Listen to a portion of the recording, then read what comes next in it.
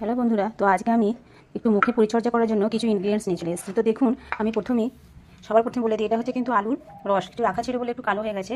তো এটা আগে থেকে তৈরি করা ছিল। আর এখানে আছে আলুর পেস্ট। তো আলুর পেস্ট নয়, মানে ডাস্ট, এটাকে আমি বাড়িতে তৈরি করেছি। আমার এখানে কেনা আলুর ডাস্ট আছে। আর আমার মুখে যেহেতু একটু কালো মেচাদার ভাব আছে, তো সেই জন্য আলুটা খুবই দরকার। আর এটা আমার কিনা, দেখুন এটা কিনেছি। এখানে টমেটো আলু দেওয়া আছে। তো এটা আমি এটার থেকে আমি বাড়িতেও তৈরি করেছি। বাড়িটা যেহেতু নিজে তৈরি করেছি, তো এটা খুবই মানে শুদ্ধ আর কি। তো এটা আমি 1 চামচ দিয়ে দিচ্ছি এখানে। আর এর সাথে দেবো একটু অরেঞ্জের গুঁড়ো। আর দেবো এখানে দেবো চন্দনের গুঁড়ো। তো দেখুন এখানে চন্দনের গুঁড়ো।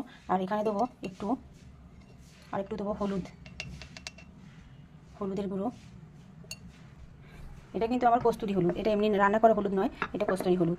আর এখানে এটা তো অবশ্যই লাগবে স্ক্রাবিং করার জন্য, এটা হচ্ছে চালের আটার গুঁড়ো। এটা না দিলে তো ময়লাগুলো উঠবে না, তো এটার জন্য এটা একটু চালের আটার গুঁড়ো দিচ্ছি, চালের আটা দিচ্ছি। আর তবু এখানে একটু মধু, দেখুন একটু মধু দিচ্ছি।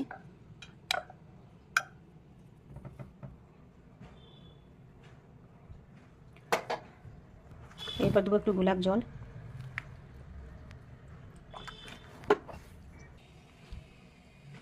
আর দেবো ভিটামিন ই ক্যাপসুল। এটা যেহেতু আমি অনেকটাই তৈরি করে রাখছি, তো সেই জন্য এখানে 2টো দিলাম, একটা দিলেও হতো, তো আমি এখানে 2টো দিলাম। এরপর এর সাথে আমি একটু গোলাপ জল ভালো করে দিয়ে এটাকে একটু সফট করে দেবো। তো দেখুন আমার এখানে পেস্টটা তৈরি হয়ে গেছে। এটা 5 মিনিট এখানে রেস্টে থাকবে। তারপর আমি এটা মুখের মধ্যে অ্যাপ্লাই করব।